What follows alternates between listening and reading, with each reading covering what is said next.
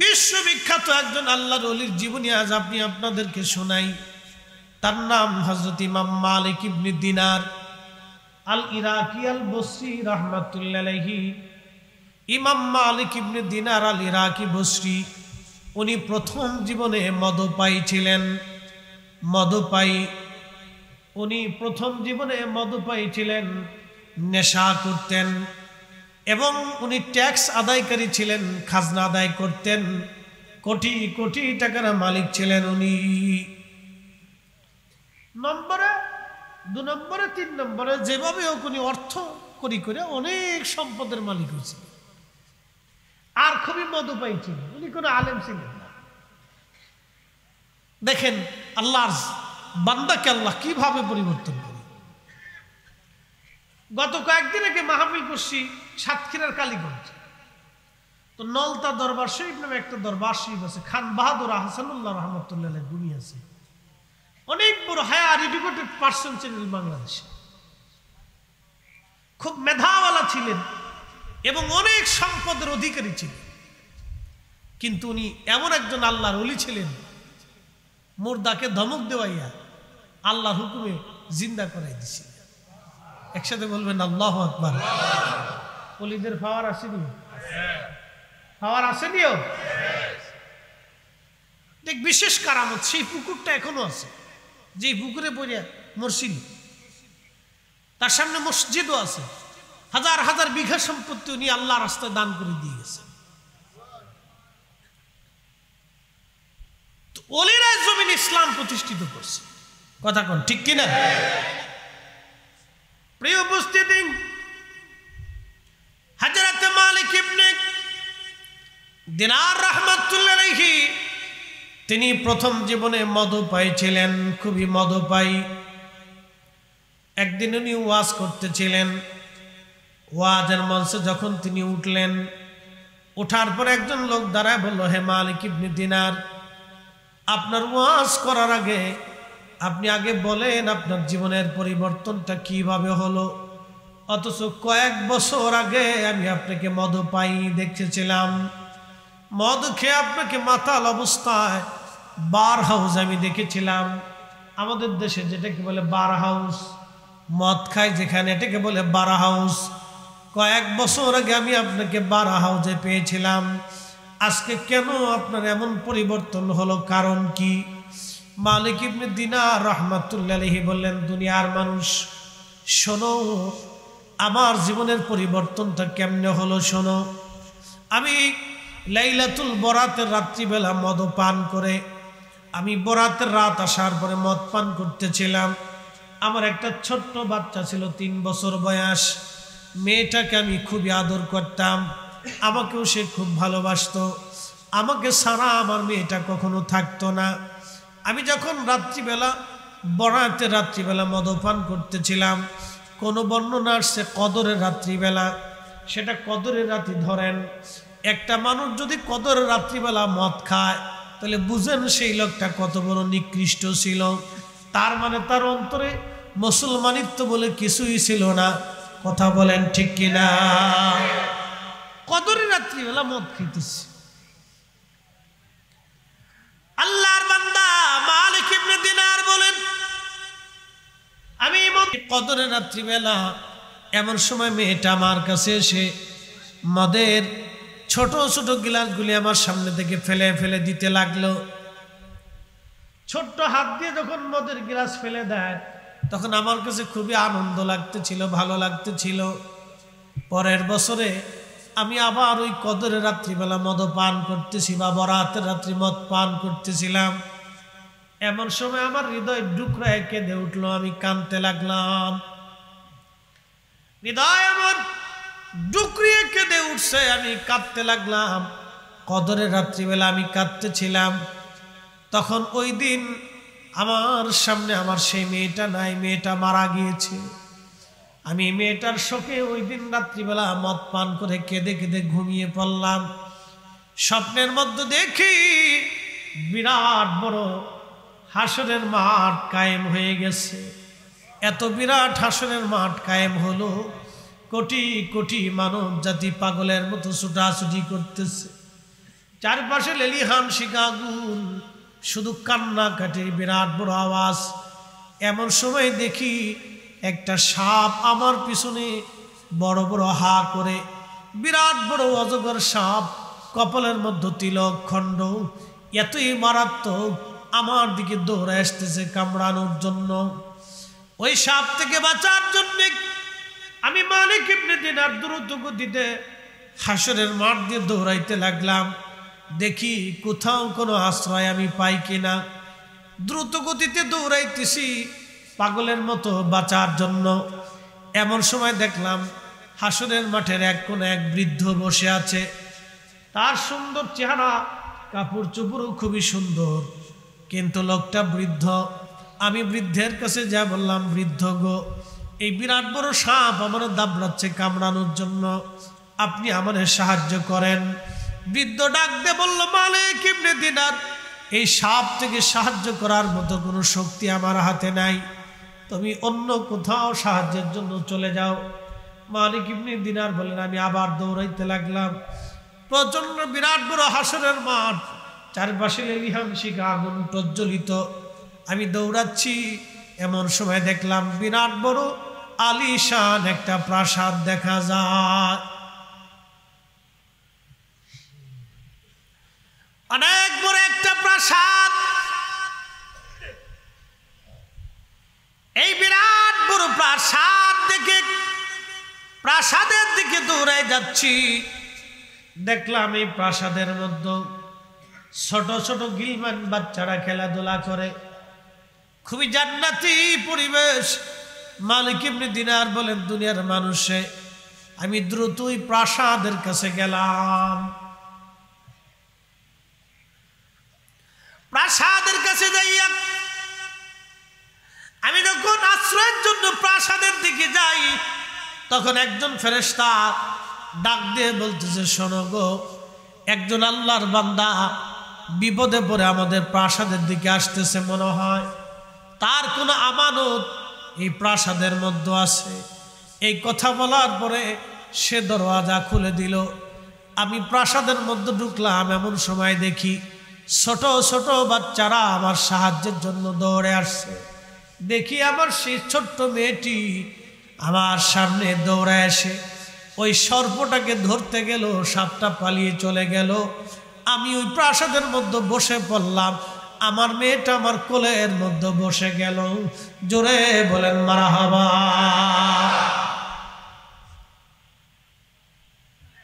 মেয়েটা কোলের মধ্যে বসে আমার দাড়িগুলি ধরে ধরে টানতে লাগলো।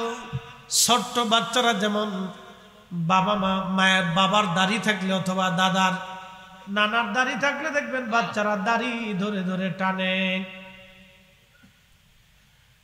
ছোট্ট মেয়েটি আমার দাড়ি ধরে ধরে টানতে লাগলো আর বলতেছিল, আব্বু এখনো কি সময় হয় নাই তওবা করে আল্লাহর দিকে ফিরে আসবা? এখনো কি সময় হয় নাই তওবা করে তুমি আল্লাহর দিকে ফিরে আসবা? আল্লাহর দিকে তুমি ফিরে আসবা। আব্বাজান, তুমি তওবা করে এখন আল্লাহর দিকে ফিরে আসো, তওবা করে তুমি আল্লাহর দিকে ফিরে আসো। আমি মেয়েটিকে ডেকে বললাম, মা রে, এই বিরাট বড় হাসরের মাঠ, ওই সাপটাকে আমাকে এত তাড়া করে হাসরের মাঠ ভরে ঘুরে বেড়াইলো। আল্লাহর বান্দি ছোট্ট মেয়েটি ডাক দে বলে, আব্বাজান, ওই সাপটা ছিল আপনার জীবনের বদ আমল। আপনি জীবনে যত খারাপ আমল করেছেন, আল্লাহ ওই খারাপ আমলগুলিকে আজকে সর্প আকৃতি দিয়া আপনাকে তাড়া করেছিল কামড়ানোর জন্য। আব্বাজান, ওই সাপটা যদি আজ আপনাকে ধরতে পারত তাহলে আপনি ধ্বংস হয়ে যাইতেন। বলে, মা, ওই হাসরের মাঠে একটা বৃদ্ধর কাছে গেলাম, ওই বৃদ্ধটাকে তাকে তো চিনলাম না। বলে, আব্বাজান, ওই বৃদ্ধ হল আপনার নেক আমল, আপনি আপনার নেক আমলকে দুর্বল করে রাখছেন বিদায় আজকে আপনার নেক আমল কোনো কাজে লাগে নাই। বলে, মা রে, এই প্রাসাদ কিসের প্রাসাদ? বলে, আব্বাজান, এই প্রাসাদটা হলো আল্লাহর জান্নাতের বানানো। ছোট ছোট বাচ্চারা মায়ের কোল বাবার কোল খালি করে যারা আল্লাহর ডাকে কিয়ামতের মাঠে চলে আসে, হাসরের ময়দানে চলে আসে, পরপরে যে বাচ্চারা চলে আসে ওই বাচ্চাদেরকে আমার আল্লাহ রাব্বুল আলামিন এই জান্নাতের ভিতরে রাখে। আর এই বাচ্চারা কিয়ামতের ময়দানে পিতা মাতার সুপারিশ কইরা আল্লাহর জান্নাতে নিয়ে চলে যাবে। আর একটু জোরে বলেন। বাচ্চা কাচ্চা কারো যদি মারা যায়, অনেক মহিলারা ধৈর্য ধরতে পারে না, খুব কান্নাকাটি করে সুরে পাগলামি করে। আল্লাহ রাসূল বলেন, আমার উম্মত তুমি যদি এই সময় ধৈর্য ধারণ করো আর বলো হে রব আপনি সন্তান দিয়েছেন আবার আপনার ইচ্ছায় নিয়ে চলে গেছেন, যদি আল্লাহর উপরে বান্দা সন্তুষ্ট থাকে তাহলে ওই সন্তানটা কিয়ামতের ময়দানে তার নাজাতের সুপারিশের কারণ হয়ে যায়।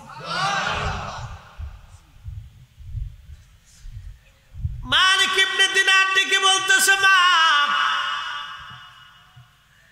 এই বাচ্চাগুলি কি তারা? বলে আব্বাজান এই বাচ্চাগুলি তারা যারা ছোট্টকালে মায়ের কোল খালি করে চলে আসে। আব্বাজান আজকে সেই জন্য আমার ভয়ে সাপটা পালিয়ে চলে গেল, আর আপনাকে প্রাসাদের মধ্যে আমি আশ্রয় দিতে পেরেছি। আব্বা গো এখনো কি সময় হয় নাই, তুমি আল্লাহর পথে ফিরে চলে আসবা। মালিক ইবনে দিনার বললেন, ঘুম আমার ভেঙে গেল, স্বপ্ন ভেঙে যাওয়ার সঙ্গে সঙ্গে আমি তওবা করে আমার সমস্ত সম্পদগুলি আল্লাহ রাস্তায় দান করে দিয়া আমি আল্লাহর পথে ভিখারি বেশে বের হয়ে গেলাম আল্লাহ পাওয়ার জন্য। একবার জোরে বলা যাবে কি মারহাবা। তুমি রহমান তুমি মেহেরবান, বলেন তুমি রহমান তুমি মেহেরবান। অন্ধ গাহে না শুধু তোমারি গুণগান, অন্ধ গাহে না শুধু তোমারি গুণগান, বুঝেও বুঝে না তবু শান। তুমি রহমান তুমি মেহেরবান, বলেন তুমি রহমান তুমি।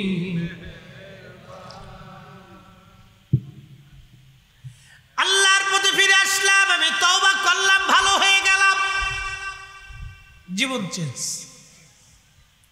ছিলাম মধু পাই, হয়ে গেলাম নামাজি, ছিলাম অন্যায় করে সম্পদ আহরণকারী, সব বিলিয়ে দিলাম গরিবের মধ্যে। আমি ছিলাম পাপিষ্ঠ, হয়ে গেলাম রোজাদার। আমি ছিলাম নিকৃষ্ট, হয়ে গেলাম এখন উৎকৃষ্ট, আল্লাহর পথের পথিক। একবার জোরে বলা যাবে আল্লাহু আকবার। আপনাদেরকে একটা কথা বলি, অনেক সময় ছেলেরা পথভ্রষ্ট হয়ে যায়, বেবুঝে হয়ে যায়, বাবা মার সাথে খারাপ আচরণ করে। ওই ছেলেটা হঠাৎ করে রাত্রিবেলা এসে মায়ের পায়ের মধ্যে জড়ায় ধরে বলে, যদি মা আমার ভুল হয়ে গেছে আপনি আমার মাফ করে দেন। মা কি খুশি হয় না বেজার হয়? কেমন খুশি হয়? খুশির চোটে মার চোখের পানি পড়ে, আনন্দে চোখের পানি পড়ে। ছেলেটা বাবাকে গালি দিত, প্রতিনিয়ত বাবার সাথে ঝগড়া করত, কুপথে বিপথে চলত। গভীর রাত্রিবেলা এসে পায়ের মধ্যে জড়িয়ে ধরে বলে, আব্বা ভুল হয়ে গেছে, আর কোনোদিন আপনাকে কষ্ট দেব না বাবা, আমি বুঝি নাই। ওই বাবার খুশির আতিশয্যে চোখ বেয়ে বেয়ে পানি পড়ে। বাবার সাথে সাথে সন্তানকে মাফ করে দেয়। শুধু মাফই করে না, বুকের মধ্যে জড়িয়ে ধরে। শুধু জড়িয়ে ধরে না, জায়নামাজের বিছানায় ওই সন্তানের মঙ্গলের জন্য বাবা দোয়া করতে থাকে, মা দোয়া করতে থাকে। কথা বলেন ঠিক কিনা? আর বান্দা যখন অন্যায় করার পরে রব্বে কারীমের দরবারে সিজদায় পড়ে যায়, দুহাত বাড়াই দিয়ে কাঁদতে থাকে, আমার আল্লাহর আমার চাইতে বাবার চাইতে আরো 99 গুণ দয়া আল্লাহর বেশি লাগে। আল্লাহ ডাক দেখে, বান্দা ইরজিই ইলা রাব্বিকি রাদিয়াতাম মারদিয়া ফাদখুলি ফি ইবাদি ওয়াদখুলি জান্নাতি। একবার জোরে বলা যাবে কি মারহাবা। বান্দা আল্লাহ ডাকায়, আয় বান্দা জীবনের সব গুনাহগুলি মাপ, আমি খুশি। কুল ইয়া ইবাদিয়াল্লাযীনা আসরাফু আলা আনফুসিহিম, বান্দারে নিজের নফসের সাথে যতই জুলুম করো তুমি, যত অপরাধ করো তুমি, তোমার গুনাহ আকাশ চুম্বি, আকাশ চুম্বি, আকাশ চুম্বি গুনাহ হয়ে গেছে। বান্দা লা তাকনাতু মির রাহমাতিল্লাহ,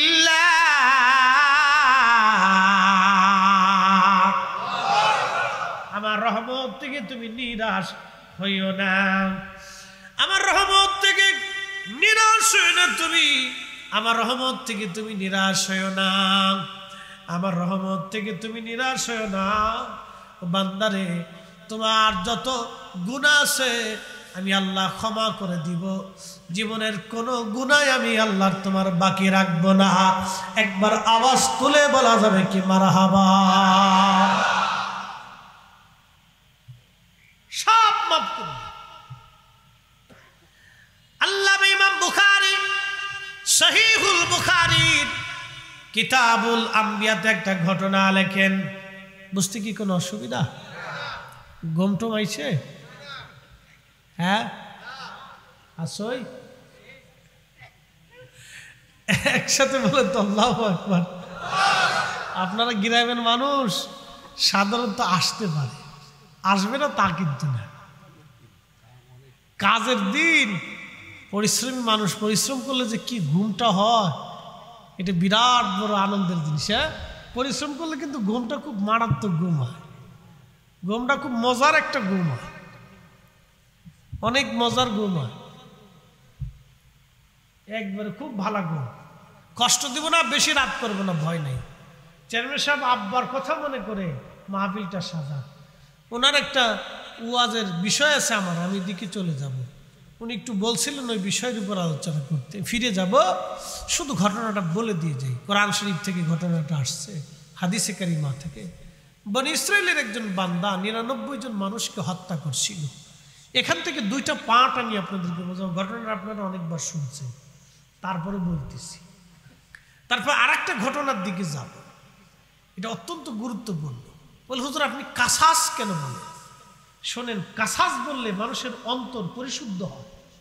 আল্লাহ নিজে কোরআনে কাসাস বলেছেন। ইউসুফ আলাইহিস সালামের ঘটনাকে বলছেন আহসানুল কাসাস, উত্তম ঘটনা। কোরআনে আল্লাহ বলছেন হাবিব আমি আপনার সামনে উত্তম ঘটনা এই জন্য বলি যাতে অন্তরের পরিশুদ্ধতা আসে, অন্তরের সন্তুষ্টি আসে, অন্তর পরিবর্তন হয়। একসাথে বলা যাবে না মারহাবা?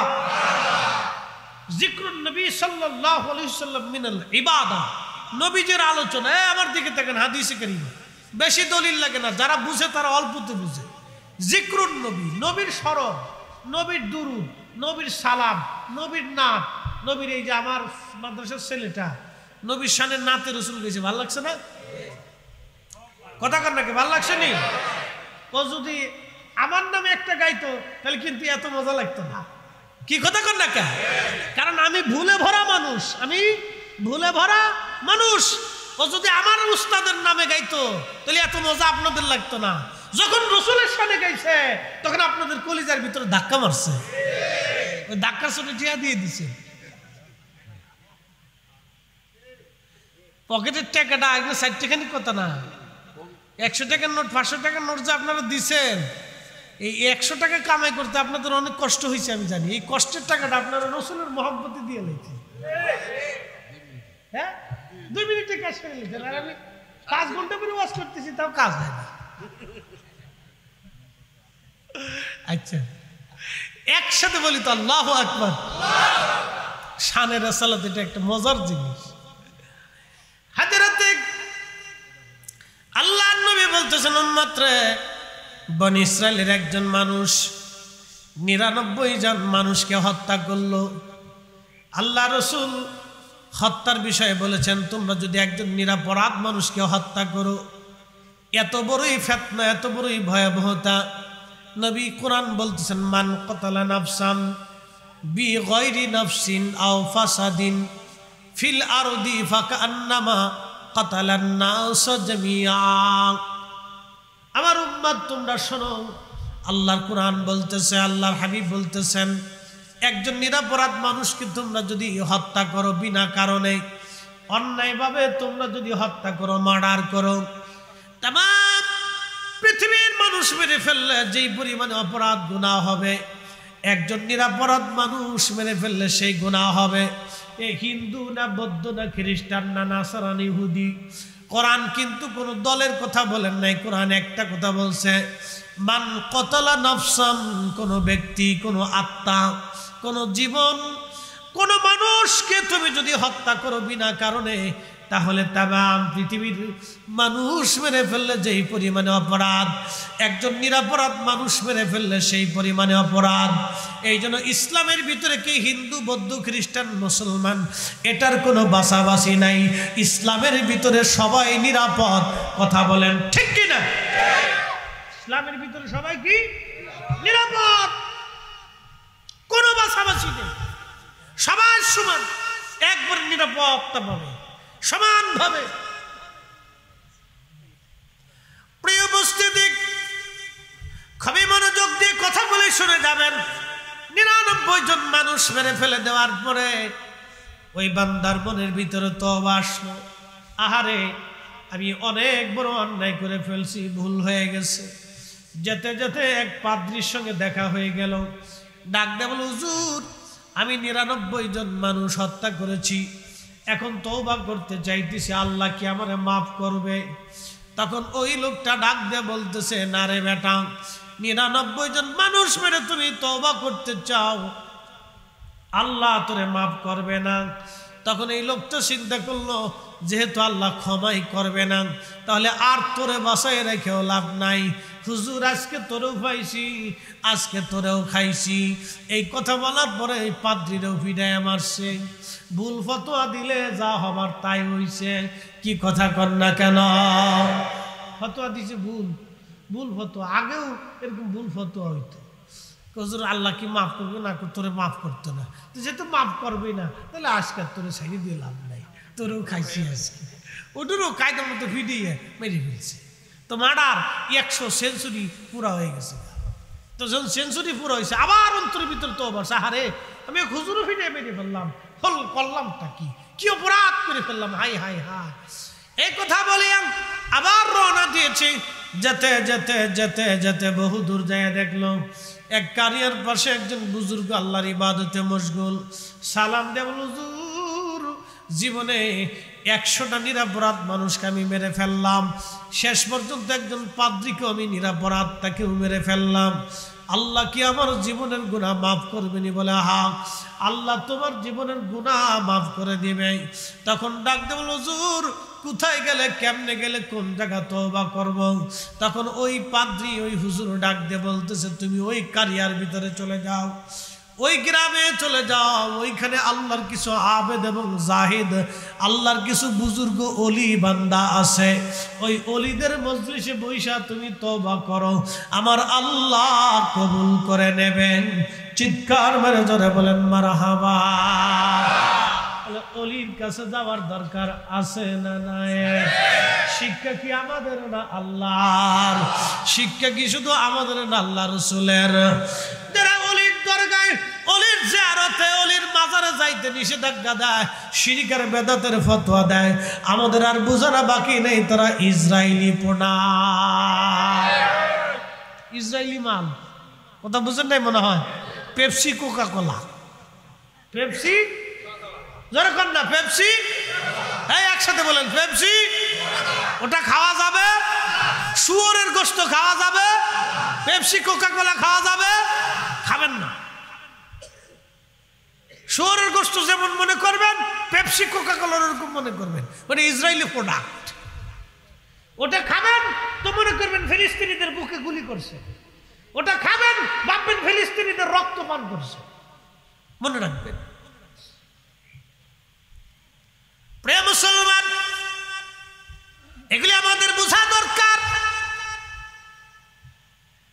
আল্লাহর নবী ডাক দিয়ে বলতেছে, ওই লোকটা ওই বুজুর্গ থেকে দৌড় দিয়া ওই কারিয়ার দিকে রওনা করেছে তওবা করার জন্য। পথের মধ্যে আসার সাথে সাথে কুল ইন্নাল মাউতাল্লাযী তাফিরুনা মিনহু ফাইন্নাহু মুলাকীকুম, মরণ তার সাথে মুলাকাত করে ফেলল, আজরাইল তার সাথে মুলাকাত করল। একদিন মাটির ভিতরে হবে ঘর রে মন আমার, কেন বান্ধ দালান ঘর মন আমার, কেন বান্ধ দালান ঘর।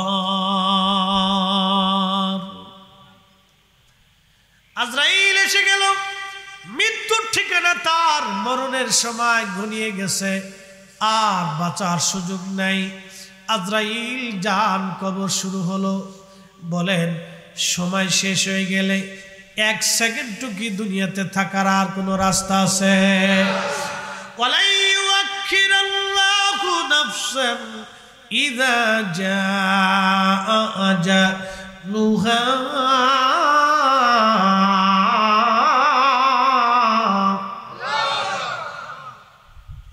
আল্লাহর কোরআন বলে, হায়াত শেষ হয়ে গেলে 1 সেকেন্ড সময় নাই, থাকতে পারবা না। আর একবার চলে গেলে দুনিয়াতে আর আসতেও পারবা না। আল্লাহর নবী ডাক দিলেন, আজরাইল আসলো, তার জান কবজ করে নিয়ে চলে গেল। কিন্তু তার চেহারাটা ওই বুজুর্গ আল্লাহর ওলির বাড়ির দিকে ঘোরানো ছিল। ঠিক এমন সময় ফেরেশতারা আসছে 2 দল, একদল জান্নাতের আর একদল জাহান্নামের। জান্নাতি ফেরেশতারা বলল, আমরা জান্নাতে নিয়ে যাব। লোকটা তওবা করার জন্য রওনা দিয়েছিল। জাহান্নামী ফেরেশতারা বলল, না, তওবা করার জন্য রওনা দিয়েছিল কিন্তু যেতে পারে নাই, আমরা তাকে জাহান্নামে নিয়ে চলে যাব। 2 দল ফেরেশতা ঝগড়া বাঁধালো, বদানুবাদ তর্ক বিতর্ক শুরু করলো। 2 দলই 2 ধরনের তাদের নিজস্ব মতে যুক্তি দিল। সবাই বলে, জান্নাতীরা বলে জান্নাতে নিয়ে যাব, জাহান্নামী ফেরেশতা বলে জাহান্নামে নিয়ে চলে যাব। আল্লাহ একজন ফেরেশতাকে তাদের মধ্যে ভেজাল মীমাংসার জন্য পাঠাই দিয়ে বললেন, যাও তুমি মীমাংসা করে আসো।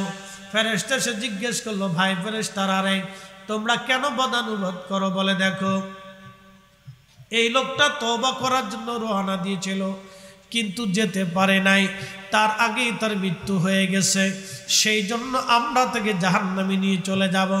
জান্নাতীরা বলল, না, সে তওবার উদ্দেশ্যে রওনা দিয়েছিল বটে, কিন্তু আমরা তাকে জান্নাতে নিয়ে চলে যাব।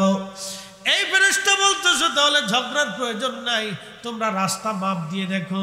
সে যেখান থেকে ওই অলির বাড়ির দিকে রওনা করেছিল, এই মাঝখানের রাস্তা, অর্ধেক রাস্তা যদি সে পার হয়ে যায় তাহলে তাকে জান্নাতে নিয়ে চলে যাও, আর যদি পিছনে পড়ে যায় তাহলে তাকে তুমি জাহান্নামে নিয়ে চলে যাও। ফেরেশতারা রাস্তা মাপ দিয়ে দেখলো, হা, সে অর্ধেক রাস্তার কিছু রাস্তা সে সামনে চলে গেছে। একবার জোরে বলা যাবে কি আল্লাহু আকবার? ফেরেশতারা বলতেছে, আমরা জান্নাতে নিয়ে চলে যাব। আল্লাহু আকবার, আল্লাহর দয়া হয়ে গেল। আবার আরেক বর্ণনার ভিতরে আসছে, ফেরেশতারা প্রথমে রাস্তা মাপ দিয়ে দেখে না, পিছে পড়ে গেছে। আল্লাহ বলেন, থামো ফেরেশতারা, মাপা হয় নাই, আবার মাপ দাও। ফেরেশতারা আবার মাপ দিয়ে দেখতেছে, না, সামনের রাস্তায় চলে গেছে, পিছনের রাস্তা সংকুচিত হয়ে গেছে। ফেরেশতারা বলল, রাব্বি, ফেরেশতাদের মাপে তো ভুল হয় না, কিন্তু পিছনের রাস্তা সংকুচিত কেন হলো? ফেরেশতাদেরকে আল্লাহ বলেন, ও আমার ফেরেশতারা রে, আমার বান্দা তওবা করতে পারে নাই, কিন্তু তওবা করার জন্য আমার অলির বাড়ির দিকে রওনা দিয়েছিল, সেই জন্য আমি আল্লাহ তার তওবা কবুল করিয়া তার জীবনের গুনাহ আমি আল্লাহ মাফ করে দিলাম। ওলি আল্লাহর দরকার আছে না নাই? এত জায়গা লাগবে, যাবনি যাবনি, জিয়ারতে যাব, আল্লাহ কবুল করুক, বলেন আমিন।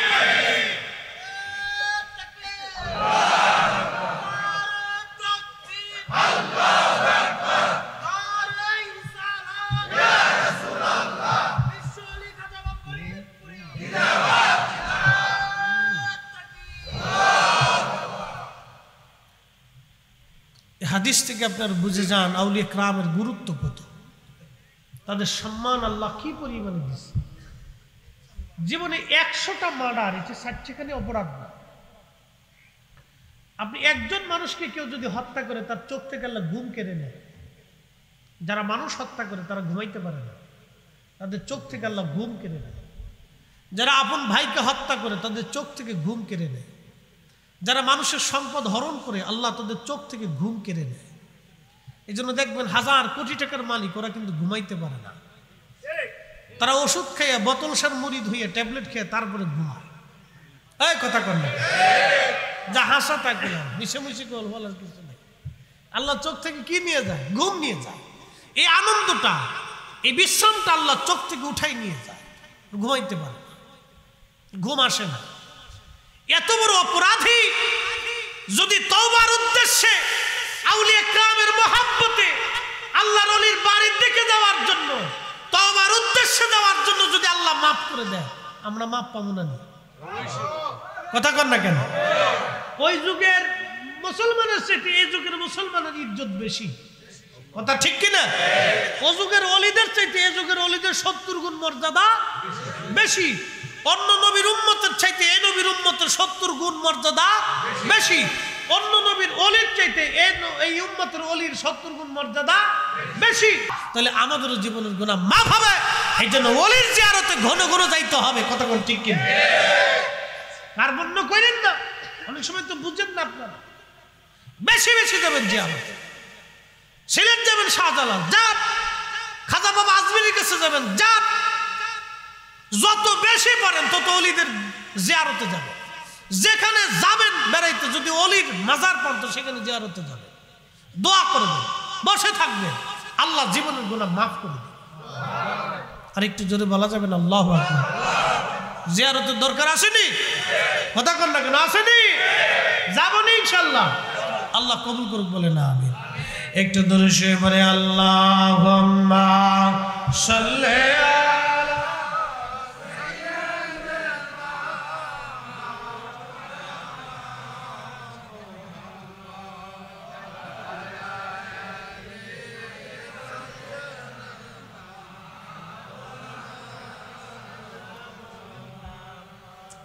বন্ধুগণ আমার, খুবই মনোযোগ দিয়ে শুনিয়া যান। আল্লাহ রাব্বুল আলামিন এই বান্দারে মাফ করে দিলেন। এখন শোনেন, হযরত মালিক ইবনে দিনার রাহমাতুল্লাহ আলাইহির কথা বলছিলাম। আর একটা কথা আপনাদেরকে ঘটনা শোনাই যাই। মালিক ইবনে দিনার প্রত্যেক বছরে হজে যাইতেন।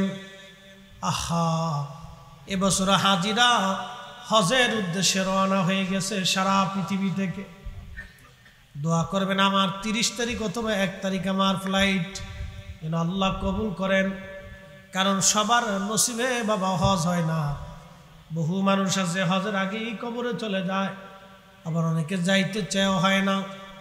2 দিন আগে আমার এক মুসল্লি গত জুমার বয়ান শেষ করে নামাজ পড়ে বের হলাম। ওই মুসল্লি আমার হাতটা ধরে বলেন, হুজুর আমার জীবনে অনেক বড় একটা ভুল হয়ে গেছে। আমি বললাম কি? বলে একটা সময় আমার অনেক সামর্থ্য ছিল, আমার অনেক ব্যবসা ছিল, অনেক টাকা কড়ি ছিল। ওই সময় হজ করব করে হজ করি নাই। কিন্তু এখন আর হজের আমার সামর্থ্য নাই, অর্থবিত্ত নাই।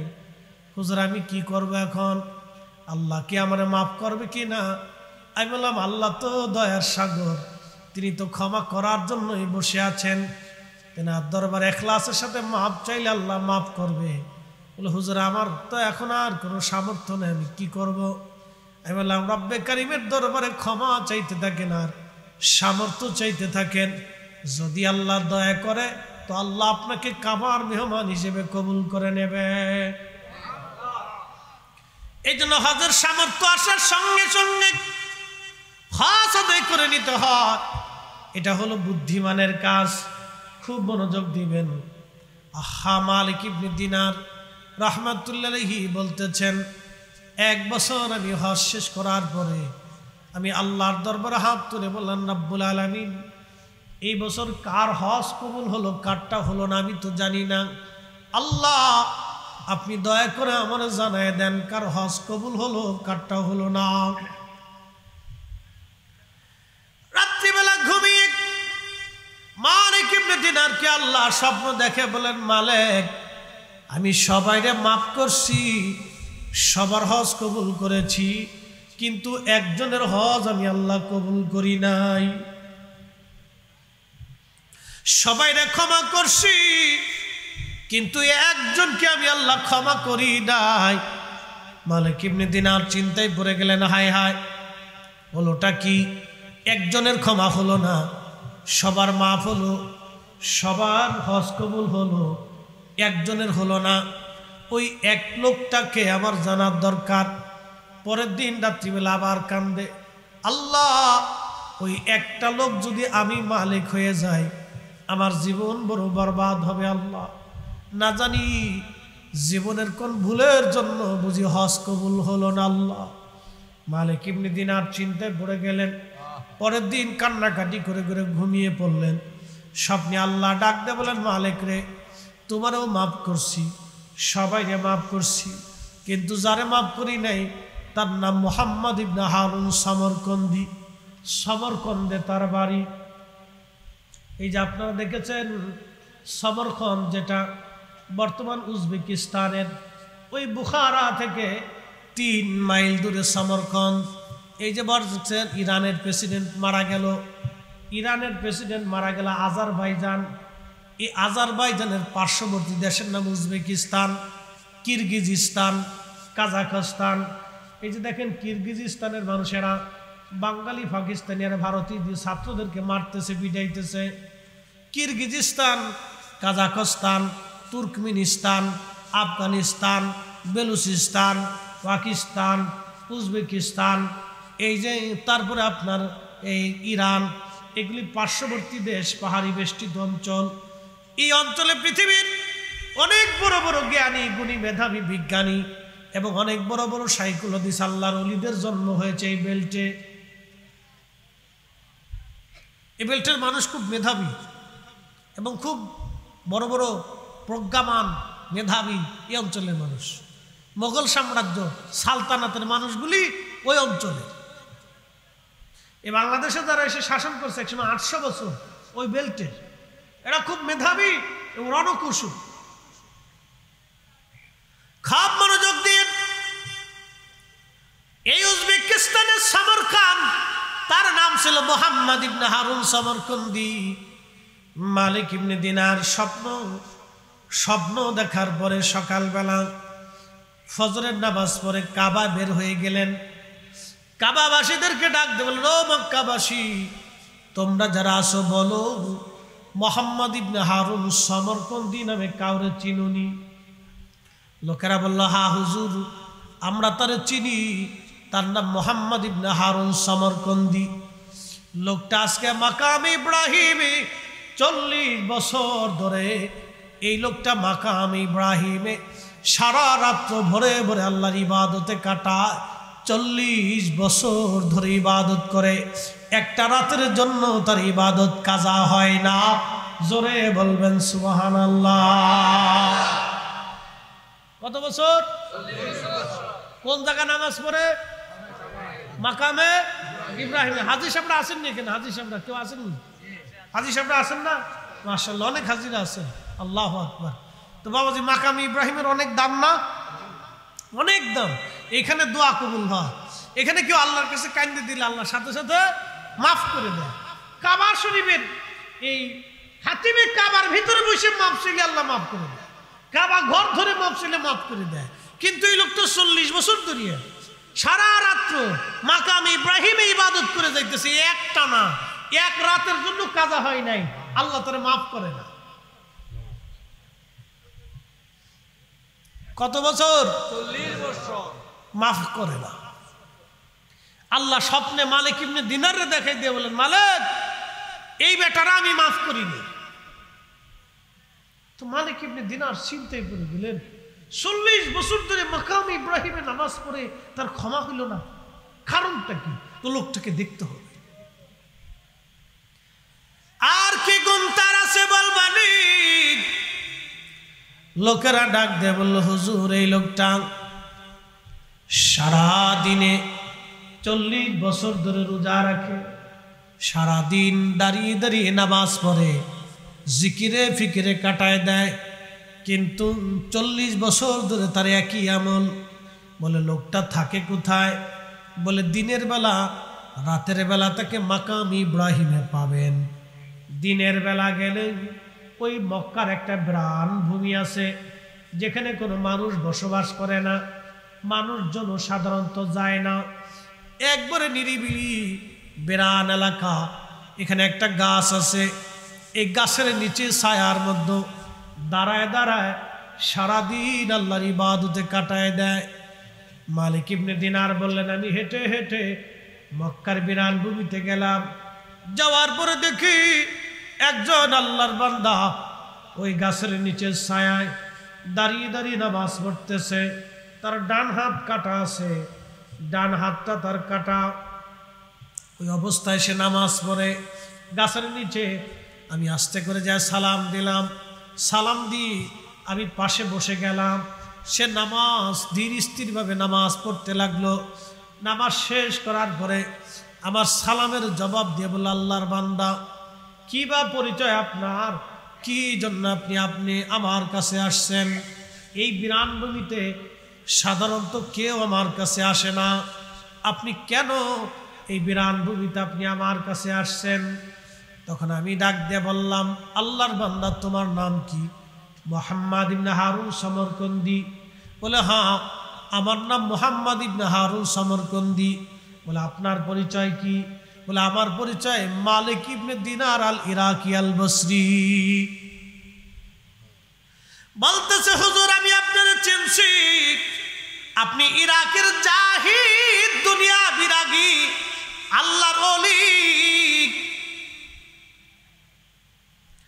জাহিদ, মুজাহাদা, মুশাহাদা, মুরাকাবা, বুঝে যান। ঘুমায়েন না, আমার দিকে তাকান। আজকে আমার হুজুর কেবলার একটা পরিচয় দিয়ে যাই। মানুষ তো খালি গালিগালাজ করে, বন্ড চন্ড কয়, আজকে একটা পরিচয় দিয়ে যাই। মুরাকাবা, মুশাহাদা, মুজাহাদা। দুনিয়াতে কেউ কুতুব হবে, কেউ আবদাল হবে, কেউ জাহিদ হবে। জাহিদ কারা? যারা দুনিয়া বিরাগী। দুনিয়া বিরাগী বুঝছেন? দুনিয়াতে তাদের নামে কোনো সম্পদ নাই। আমার হুজুরের জীবনের কোনো ব্যাংকের অ্যাকাউন্ট আপনি খুঁজে পাবেন না। আসতে করলেন, জোরে বলেন না, সরব পাইতেছেন। 100 টাকা জমি উনার নামে পাবেন না। কথা কম, জোরে বলেন। বাপের ভিটাতে আছে? নাই। বাপের ভিটাতে উনার পরের দরবারে কথা কন না কেন? আসেনি? বাপের ভিটাতে আছে? ওটা আগেই উনার পীর মুর্শিদ আগে বিক্রি করেছে, করে আসো।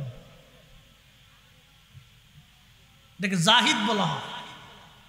সবাই পারে না। এই ওয়াজের মঞ্চে এসে লাভ ঠাপ বহুত করা যায়, কিন্তু এই আমল করা যায় না। এই আমল আমরা বুজুর্গদের সিলসিলাদের ভিতরে, সব ওলিদের ভিতরে ছিল। হযরত আবু বকরের ছিল, হযরত আবু বকর থেকে সালমান ফারসি পেয়েছিলেন, তিনার ছিল। হযরত বাইজিদ মুস্তামির ছিল, হযরতে আবুল হাসান খেরকানের ছিল, আবু আলী ফাহামুদ্দি তুসির ছিল, খাজা বাকি বিল্লার ছিল, খাজা বাহাউদ্দিন নাকশবন্দ বুখারী ছিল, মুজাদ্দিদ আল ফুসানি ছিল, শায়েখ আব্দুল হক মুহাদ্দিস হযরত শেখ আব্দুল হক বরেবদির ছিল, আদম বিন নূরের ছিল, শাহ আব্দুল আজিজের ছিল, শাহ আব্দুর রহিম মুহাদ্দিস দেহলভির ছিল, নূর মোহাম্মদ নিজামপুরী ছিল, ফতেহ আলী রসুলের আমার ছিল, শাহ সুবু ওয়াজিদ আলী ছিল, খাজা বাবা এনায়েতপুরী ছিল, খাজা বাবা ফরিদপুরী ছিল। সব ওলিদের দুনিয়া বিরাগী ছিল। কথা বলেন ঠিক কিনা? নাম জাহিদ, জাহিদ, জাহিদ, মুজাহাদা, মুজাহাদা। 100 টাকা জমিন নিজের নামে রাইখে যান নাই, দুনিয়ার ভেজাল কান্দে করে হাসরের মাঠে যান নাই। কথা কন, দুনিয়ার ঝামেলা কাঁধে করে হাসরের মাঠে যান নাই। এই আমল ছিল হযরতে সালমান ফারসি রাদিয়াল্লাহু আনহু।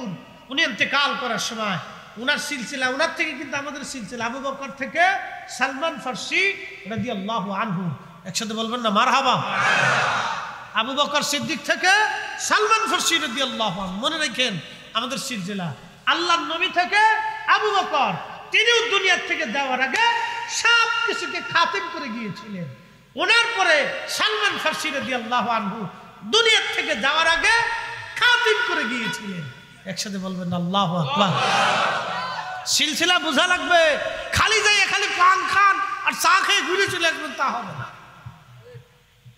কি দাদা, তা হবে না।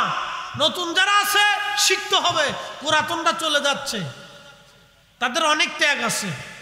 নতুন যারা আছেন তারা বুঝে নেন, এগুলো আমাদের জানার দরকার। আবু বকর সিদ্দিক থেকে হযরত সালমান ফারসি, নবীজি ছিলেন দুনিয়ার থেকে যাওয়ার আগে সব খাতিম করেছেন। দুনিয়ার কোনো ভেজাল কাঁধে করে আল্লাহর দরজায় যান নাই। সব কিছু রাহে লিল্লাহ ফি সাবিলিল্লাহ। কুল ইন্না সলাতি ওয়া নুসুকি ওয়া মাহইয়ায়া ওয়া মামাতি লিল্লাহি রাব্বিল আলামিন। আল্লাহর জন্য সব কিছু ত্যাগ করে দিয়ে চলে গেছে। আমরা আয়াত পড়ি কিন্তু নিজেরা আমল করি না। কি কথা কর না কেন? আমার লাভ দেখে বেদাত শিরিক, লাফায় লাফায় খালি গুদে থেকে আমরা খালি লাফাইতে থাকি। এত লাফান কে?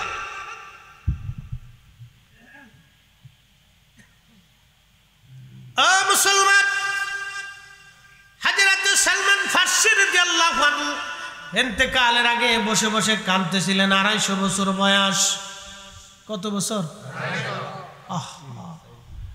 250 বছর বয়স। কত বছর? আহা, আসেনি কিন্তু একজন।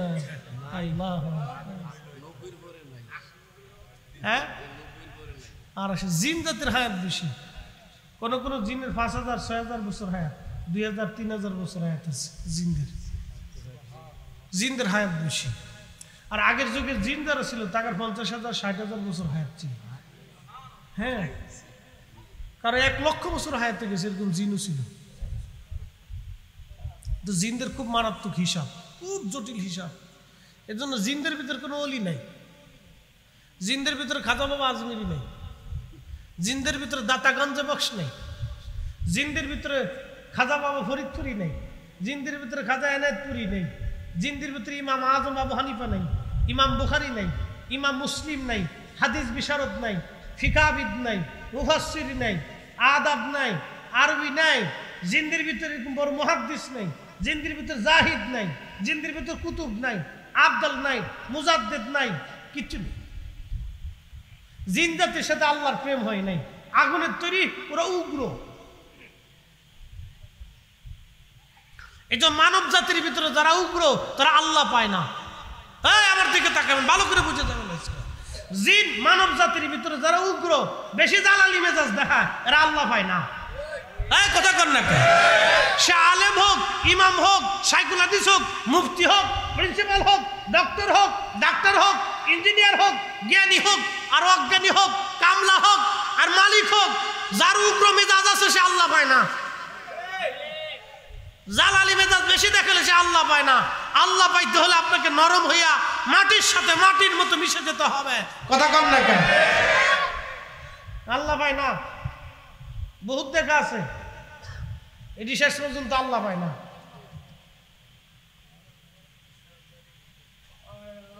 কথা বুঝতে অসুবিধা হইতেছে আপনাদের?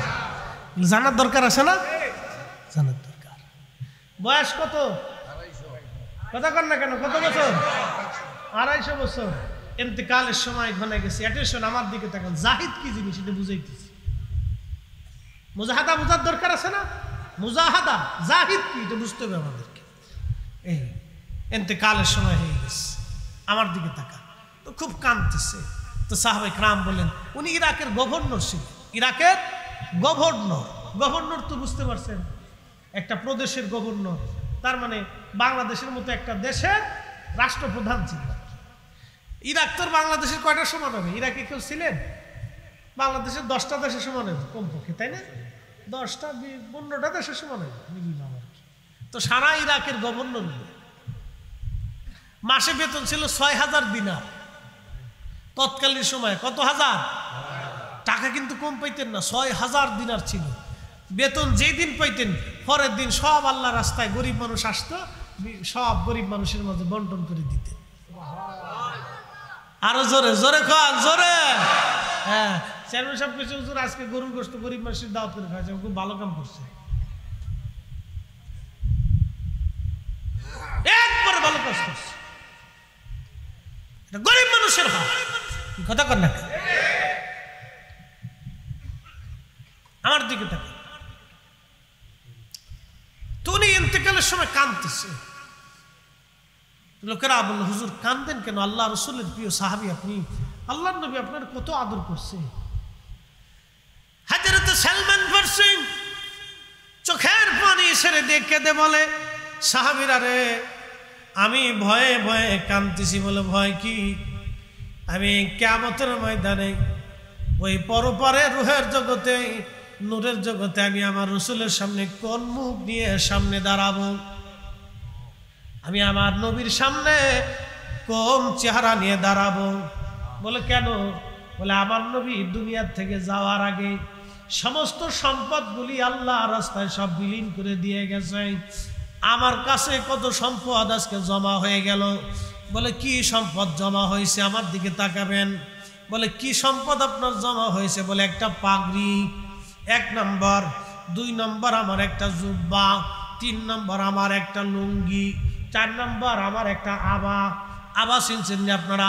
জুব্বার উপরে যেগুলি আমরা গায়ে দেই, আরাবিয়ানরা গায়ে দেয়, এটা ওদের জাতীয় পোশাক। আজকে দেখবেন আরাবিয়ানরা তাদের জাতীয় পোশাক ছাড়ে নাই, ওরা এখনো আবা গায়ে দেয় ছেলেরা, জুব্বা গায়ে দেয় ছেলেরা। হাজার হাজার কোটি টাকার মালিক তাদের ছেলেরা জুব্বা গায়ে দেয়। আর আমার দেশের বুলাপান একটু ফুটনগিরি হইলে হাফ প্যান্ট পইরা লেংটু পরে রাস্তা দিয়ে আডে, সব বিয়াদব। কথা কন না কে? বাপের 2 পয়সার মালিক হইলে হাফ প্যান্ট পরে রাস্তা দিয়ে, ওরে বাপ রে বাপ, ইস ফুলা করে ফুলা, শয়তান কোথা কর। হাফ প্যান্ট পরে রাস্তা দিয়ে হাঁটতেছে, জমিদারের ফুট, কয়দিন আগে ভিক্ষা করে খাইছে।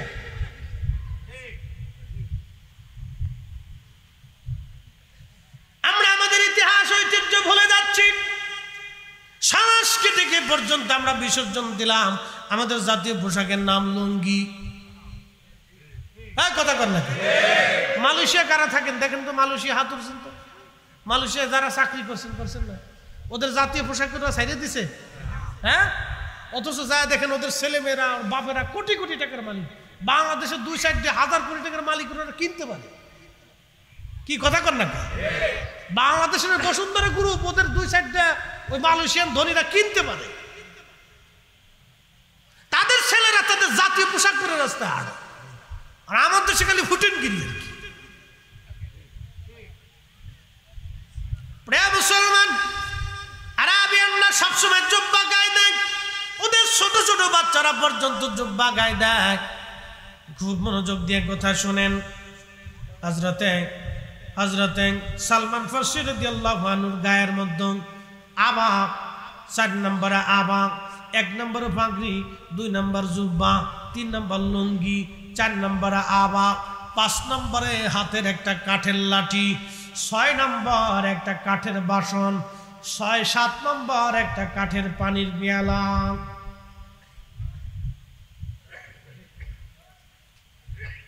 কত হাজার কোটি টাকার মাল হবে?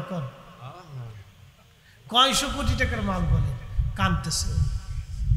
হুজুর, এই সামান্য পরিমাণ জমা হয়েছে, তার জন্য আপনি কাঁদতেছেন? বলে, আমার নবী দুনিয়ার থেকে সব আল্লাহ রাস্তায় দান করে দিয়ে গেল, আর এই সম্পদগুলি নিয়ে যদি আমি কবরে যাই, আমি আমার নবীর সামনে কোন মুখ নিয়ে দাঁড়াবো?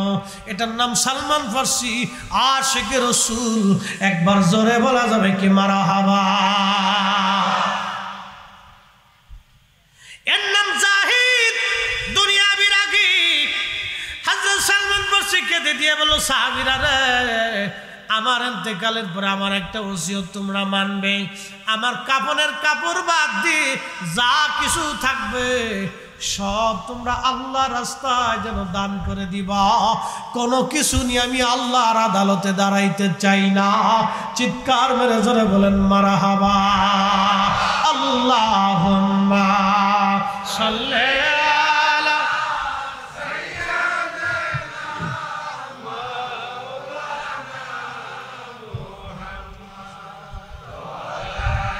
আরে সাইয়্যিদনা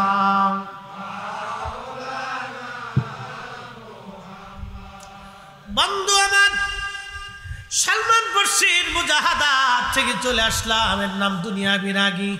আমার পীর মুর্শিদ যখন জমিদার ছিলেন সব বিক্রি করাইয়া দাদা হুজুর তারে একবারে নিঃসম্বল বানাইছিলেন। আর আমার পীর যাওয়ার সময় সব রাহে লিল্লাহ আল্লাহর নামে ওয়াকফ করে দিয়ে গেছেন। একটা টাকাও আপনাদের নিজ হাত দিয়ে খরচ করেন নাই, ধরেন নাই, নিজের কাজে ব্যবহার করেন নাই। একবার জোরে বলবেন কি মারহাবা। ওনার কাঁধে উনি কোনো ঝামেলা নিয়ে যান নাই, সব দিয়ে গেছে। এবার যদ্দূর খাবেন তদ্দূর পাবেন। কষ্ট হইতেছে দাদা? ঘুমাইছে? চলবে আরেকটু? চলবে? আধা ঘন্টা চলুক। হ্যাঁ, তাহলে একসাথে বলেন তো আল্লাহু আকবার। হ্যাঁ চলুক, একটু চলার দরকার আছে না, বেশি নেই, আরেকটু কষ্ট নেই। হ্যাঁ করাবেন, দরকার আছে। হযরত মালিক ইবনে দিনার মনে আছে না আপনাদের? কোন জায়গা? কোন তো গাছের নিচে। কোন জায়গা? গাছের নিচে। হ্যাঁ ঘটনাটা শুনে যান, খুব জটিল ঘটনা। আল্লাহু আকবার। ওনার জীবনের বাস্তব। আর লেখছেন আল্লামা ইমাম আবুল ফারাজ ইবনুল জৌজি। আজ থেকে 900 বছর আগের কিতাবের ঘটনা বলতেছে, বানাননি কিচ্ছে না। আর এক মুহাদ্দিসের কিতাব থেকে পড়ে তারপরে বলতেছি, 900 বছর আগের কিতাবের লেখা। হযরত মালিক ইবনে দিনার বলেন, গাছের নিচে জিজ্ঞেস করলাম আপনি কে? বলে আমার নাম মুহাম্মদ ইবনে হারুন সামরকন্দি। আপনি কে? মালিক ইবনে দিনার। হুজুর আমি আপনার চিনছি, আপনি ইরাকের জাহিদ। ওই যে জাহিদের কথা বলতে যে ওই জায়গা চলে গেছি, ইরাকের জাহিদ। বলে না আমি তো জাহিদ হতে পারি নাই। বলে আল্লাহর বান্দা আপনার কদম খেদমতে আমি আসছি, দুটি কথা বলার জন্য বলেন। ও আল্লাহর বান্দা তোমার জন্য একটা দুঃখের সংবাদ নিয়ে আসছি। বলেন হুজুর কি সংবাদ? বলে আজকে 2 রাত আল্লাহ আমার স্বপ্ন দেখাইছে, এবছর সবার হজ কবুল হয়েছে, সবাই আল্লাহ মাফ করে দিয়েছে, কিন্তু আল্লাহ তোমারে মাফ করে নাই, তোমার হজ আল্লাহ কবুল করে নাই। সামরকন্দি চোখের পানি ছেড়ে দিয়ে কেঁদে কেঁদে বলল, হুজুর শুধু আপনি না, আজকে 40 বছর ধরে সংবাদ আমি শুনতেছি। শুধু আজকে না, আজকে 40তম বছরে আপনি এসে আমার সংবাদ দিলেন। 40 বছরে 40 জন আল্লাহর ওলি এসে আমার সংবাদ দিয়ে যায় সবার হজ কবুল হয়, কিন্তু আমার হজ কবুল হয় না। সবাইরে মাফ করে আল্লাহ, কিন্তু আমারে আল্লাহ মাফ করে না। 40 বছর ধরে আল্লাহর দরবারে কান্দি, আমার আল্লাহ আমার মাফ করে না। অথচ 40 বছর ধরে আমি রোজা রাখি, 40 বছর ধরে আমি সারা দিনে ঘুমাই না, সারাদিন আল্লাহর ইবাদত করি, 40 বছর ধরে মাকাম ইব্রাহিমে কান্দি, সারা রাত নামাজ পড়ি, জিকির ইবাদতে কাটাই, 40 বছর ধরে আল্লাহ আমারে মাফ করে না। মালিক ইবনে দিনার দিকে বলল, আল্লাহর বান্দারে 40টা বছর ধরে তুমি খোদার কাছে মাপ চাও, কিন্তু মাপ হয় না। অপরাধ কি? জীবনে কোন ভুল করছিলা বলবানি? লোকটা কেঁদে দিয়ে বলল, হা হুজুর, একটা চরম ভুল আমার জীবনে আজকে আমার এই পর্যন্ত নিয়ে আসছে। এই ভুলের খেসারত আমি আজও পর্যন্ত দিতে পারি নাই। কি ভুল করছিলা বলো? বলে হুজুর আমি মদও পাইছিলাম, নেশা করতাম। যারা নেশায় আসক্ত হন আপনাদেরকে বলে দিয়ে যাই, আখেরাত বন্ধু বরবাদ হয়ে যাবে, দুনিয়াও বরবাদ হবে। জীবন অল্প সময়, আহায় জীবন আর কোনোদিন ফিরে পাবেন না। একটা বার যদি খোদা বেরাজ হয়ে যায়, নারাজ হয়ে যায়, সর্বনাশ হয়ে যাবে আমার আপনার জীবন।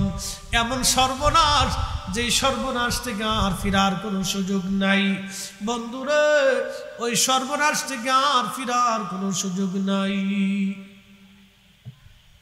আল্লাহর বান্দা কেঁদে কেঁদে বলে, হুজুর মদ পাইছিলাম শাবানের শেষ রাত, শাবানের শেষ রাত, মাহে রমজানের শুরু। আমি মদ পান করে বাড়ি আসছি, আমার মা উনুনে চুলাতে আগুন জ্বালিয়ে রুটি বানাচ্ছিল। তখনকার দিনের বড় বড় চুলা, আপনারা দেখবেন আগুন জ্বালিয়ে ওরা রুটি বানায়, বড় বড় চুলা।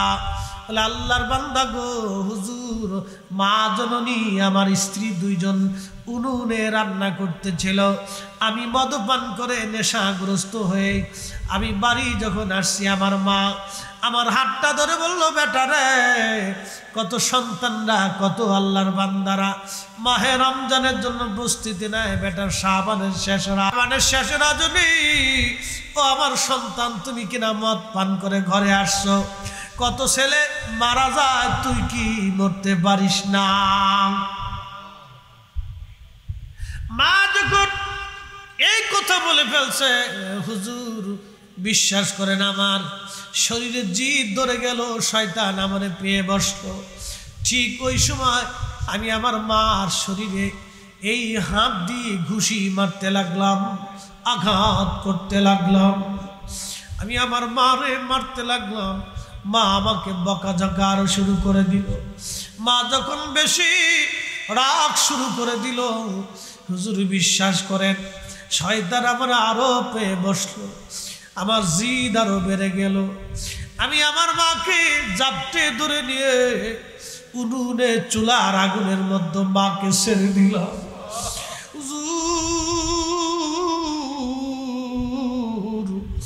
আগুনের মধ্যে মারে আমি ফেলে দিলাম। আগুনের মধ্যে যখন মারে ফেলে দিছি, আমার স্ত্রী আমাকে ধাক্কা ঘরের মধ্যে নিয়ে দরজা খিল মেরে দিলেন, লাগিয়ে তালা মেরে দিলেন। হুজুর সকালবেলা আমার নেশার ঘর কেটে গেল, ঘুম থেকে উঠলাম, স্ত্রীকে ডাক দেয়া বললাম, বিবি দরজা খোলো। আমার স্ত্রী কর্কশ ভাষায় বলল, তোমার মতো নাফরমানের সঙ্গে সংসার করার চাইতে চলে যাওয়া অনেক ভালো, আমি তোমার মতো নাফরমানের সঙ্গে আমি সংসার করব না। আমি বললাম, কেন রে বিবি? বলে, কালকে রাত্রে নেশার ঘরে তুমি আমার শাশুড়িকে, তোমার আম্মাজানকে উনুনে চুলার মধ্যে ফেলে দিয়ে পোড়ায় মেরে ফেলে দিয়েছ। হুজুর বিশ্বাস করেন, ঘরের দরজা ভেঙ্গে বের হয়ে এসে দেখি মা দুনিয়ায় নাই, মা জননী বিদায় হয়ে গেছে। হুজুর মা দুনিয়ায় নাই, মা বিদায় হয়ে গেছে। আগুনে পুড়ে মার শরীর গুড়ি কালো কয়লার মতো হয়ে গেছে। হুজুর আমি পাগল পারা হয়ে গেলাম, হায় হায় কি করলাম আমি, কি সর্বনাশ আমি করেছি। মার জীবনে সুখের বিনিময়ে এত বড় কষ্ট দিয়ে মাকে আমি মেরে ফেললাম। হুজুর আমার মনের ভিতরে তওবা এসে গেল, মারে দাফন কাফন করলাম। স্ত্রী আমার থেকে জুদা হয়ে তালাক নিয়ে চলে গেল। হুজুর আমার ৮,০০০ স্বর্ণ মুদ্রা ছিল, সব আল্লাহ রাস্তায় দান করে দিলাম। অনেক জমি জমা ছিল, তাও দান করে দিলাম। 12 জন দাসী বাদী ছিল, তা আমি আজাদ করে দিলাম। যদি আল্লাহ আমারে মাফ করে দেয়, তারপরেও মনের আশা পুরা হয় না, ক্ষমা হয়েছি নি হুজুর। তওবার আশায় যেই হাত দিয়ে মারে মারছিলাম, যেই হাত দিয়ে মাকে ধরে আগুনে ফেলে দিয়েছিলাম, নিজের হাতে কুড়াল দিয়ে কুবাইয়া এই যে আমার ডান হাতখানা কাটা দেখতেছেন, আমি নিজের হাতে ডান হাত কেটে ফেলে দিয়েছি, যদি আল্লাহ মাফ করে দেয়, যদি আল্লাহ মাফ করে দেয়। কিন্তু আজকে 40 বছর ধরে আমার মালিক আমারে মাফ করে না, 40 বছর ধরে আমার ক্ষমা হয় না। ওগো মা, তুমি এ ধরনের শ্রেষ্ঠ নিয়ামত, তোমারই পদতলে রয়েছে জান্নাত, তোমারই পদতলে রয়েছে জান্নাত। ওগো মা, তুমি এ ধরনের শ্রেষ্ঠ নিয়ামত, তোমারই পদতলে রয়েছে জান্নাত, তোমারই পদতলে রয়েছে জান্নাত। আমি আমার বোনদেরকে বলি, বোন, শ্বশুর শাশুড়ি যদি দুনিয়াতে থাকে, মান নজরে দেখবেন, ভালোবাসবেন, শ্রদ্ধা করবেন, তার কথাগুলি মেনে মেনে চলবেন। শ্বশুর শাশুড়িদেরকে বলতেছি, আহা, নিজের বেটার বউকে নিজের মেয়ের মতো আদর করবেন, ভালোবাসবেন, তার দুঃখে দুঃখী থাকবেন, সুখের স্থানে আপনি সুখী থাকবেন।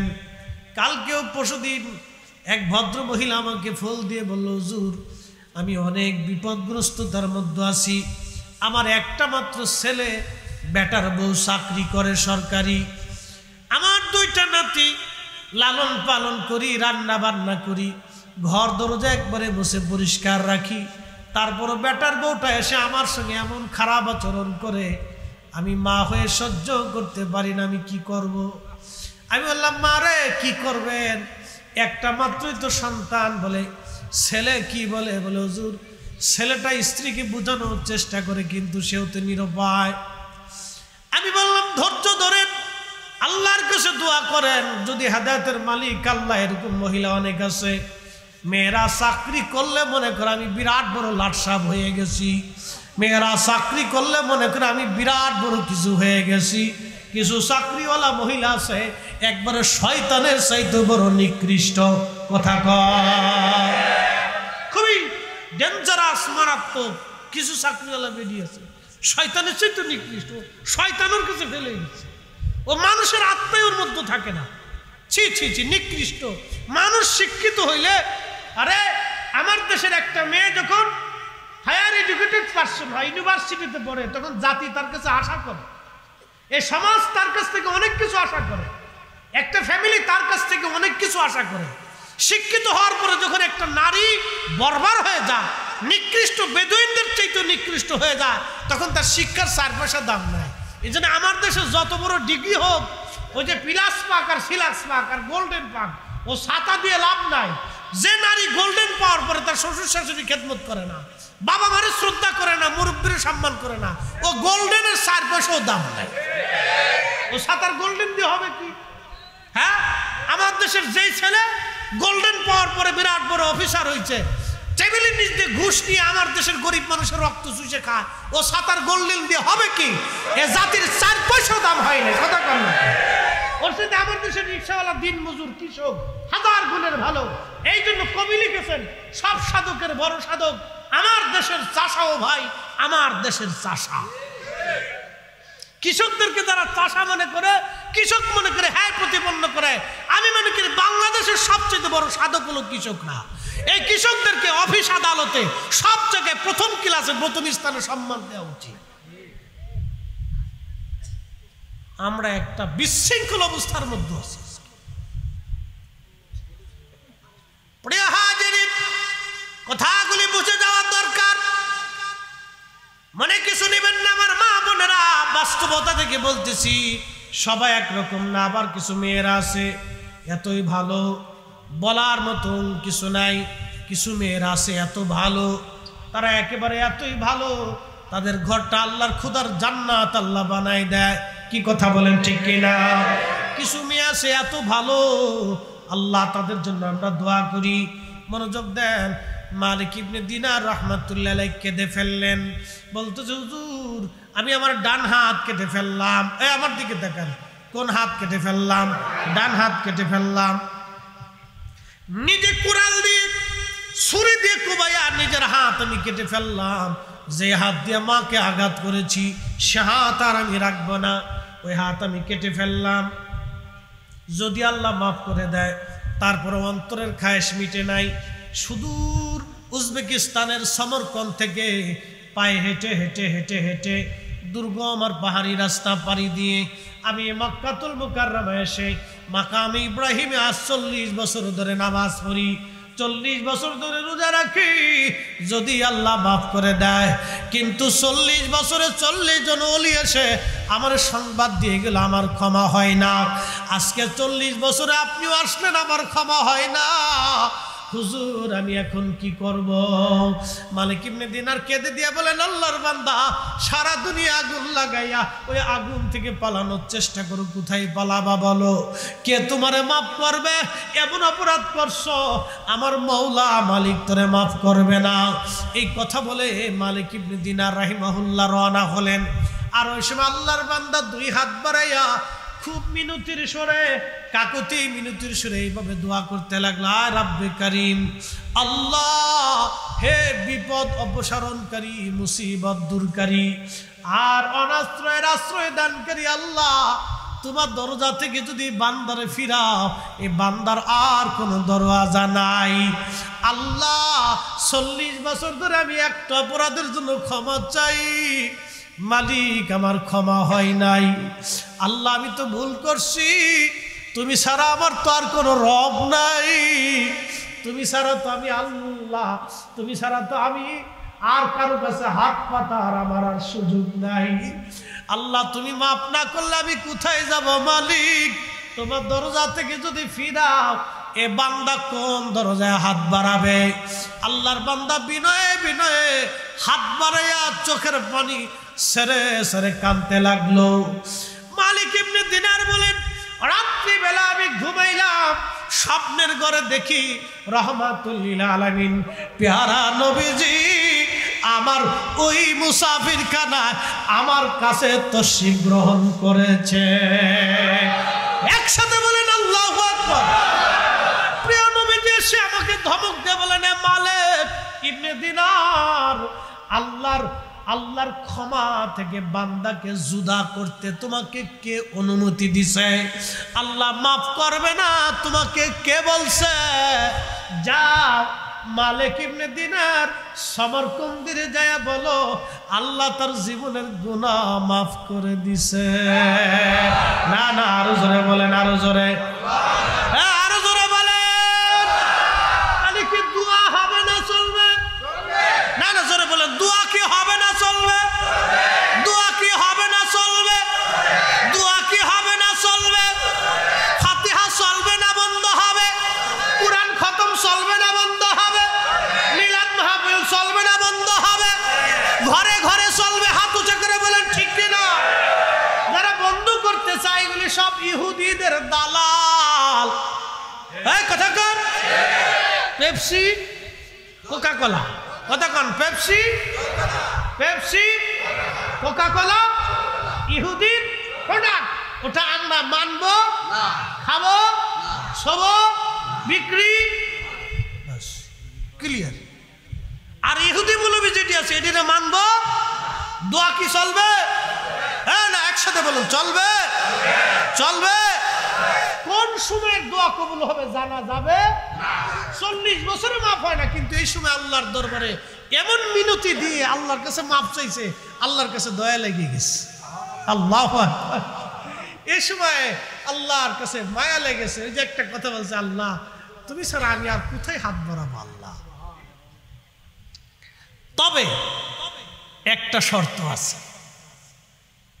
আল্লাহর নবী বলতেছে, মালিক রে তুমি যা কও তোর মাফ করছে, কিন্তু একটা বাকি আছে। বলি ইয়া রাসূলুল্লাহ কি বাকি আছে? বলে যা বলবা কিয়ামতের মাঠে আল্লাহর আদালত বসবে। আল্লাহু আকবার। আল্লাহর ন্যায় বিচারক, ভালো করে শুনে যান। এই যুবকরা খালি বিড়িটা নিয়ে বেরাও না, হ্যাঁ বগিচুকি করে বেড়াও। বাবা মা কথা বলে ঝেংটি মারো নাকি? শুনে দাও ভালো করে, কপালে আগুন লেগে যাবে। পৃথিবীর কেউ তোমাকে কিয়ামতের ময়দানে তরাইতে পারবে না। আল্লাহ রসুল তোমাকে সাথে তো সামনে তো যেতেই পারবে না, তো পর্দা পড়ে যাবে। আখিরাত বরবাদ হবে, এমন মহা সর্বনাশ দুনিয়াতে হবে যে সর্বনাশের কোনো খেসারাত নাই।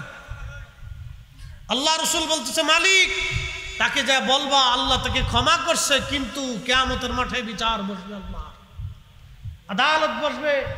সেদিন সিংওয়ালা সিংহীন প্রাণীদের বিচার হবে। গরু ছাগল কুত্তা বিলাই বাঘ ভাল্লুক পাখি পক্ষী মাছ যত প্রাণী আছে এগুলো সবার বিচার হবে।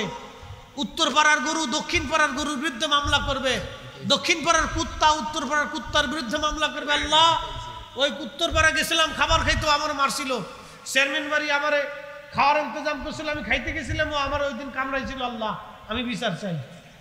হাসতেছেন, সেদিন আল্লাহ বিচার করবে। একসাথে বলবেন আল্লাহু আকবার।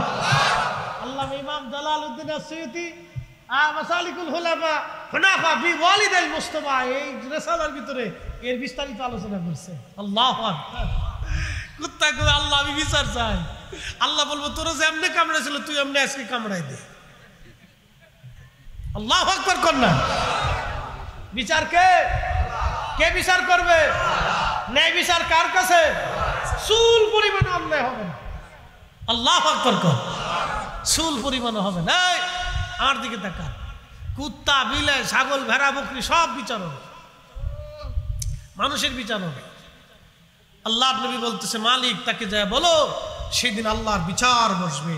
এই বিচারের কাঠগড়ায় আসামি থাকবে মুহাম্মদ ইবনে হারুন সমরকন্দি।